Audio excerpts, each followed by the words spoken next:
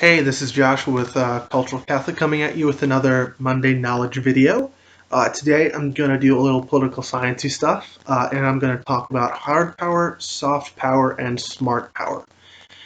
So for each one, I'm going to define it, and then I'm going to give a little bit of an example.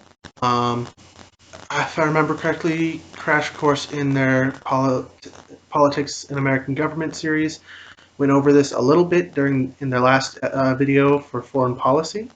I will have a link to that down in the description, as well as some links to some resources to check out what the other three are. Um, so let's jump right in. So first, hard power. Hard power is this idea of using military pressure and power to control, in particularly other foreign entities. So an example of this would be basically every empire that has ever existed. Um, the idea is that they would use their own military power to control the various nations that they would take control of. Um, a great example of this would be a great modern example of this would be and modern is a bit of a stretch, but during World War II, Hitler would, when he would invade, he would uh, create puppet governments in smaller pockets of various countries like Vichy France and the wartime Croatian government in Yugoslavia, and use not only locals but the threat of force to keep them in line. Um, and and of course, taking direct control of large swaths of territory directly. That is obviously an example of hard power. Um, an example of soft power. So soft power is using economic or political pressure instead of using military force. And an example of that would be in the EU, Angela Merkel, who is the Chancellor of Germany. She is known for using economic pressure to get what she wants in fixing the euro crisis. One example of that would be Greece. She used a lot of economic pressure to basically get them to do what she wanted so that they could to ultimately fix their economic issues. Um, and that's a very recent example of use of soft power. And then there's smart power. Smart power is a combination of using hard and soft power. So basically, it's using a little bit of military power and a little bit of economic or diplomatic pressure. Um, and an interesting example of that would be the United States. It's used a little, especially during the Bush years.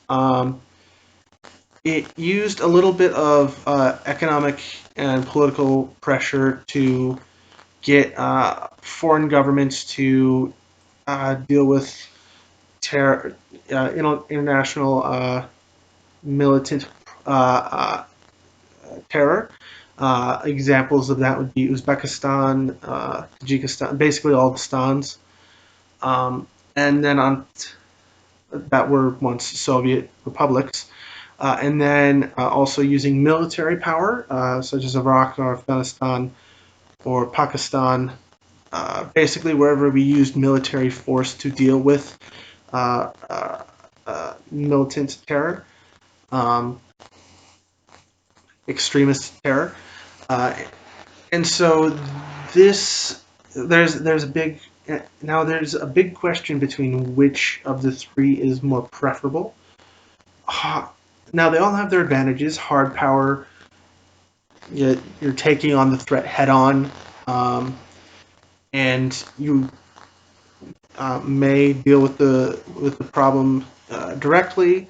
Although Drawbacks of that is that when you're dealing with it directly, you may end up alienating other nations. An example of that would be in the Iraq War when George Bush invaded. He used basically hard power in that situation, but ultimately alienated most of the United Nations and the global community uh, because the United States basically went in on its own.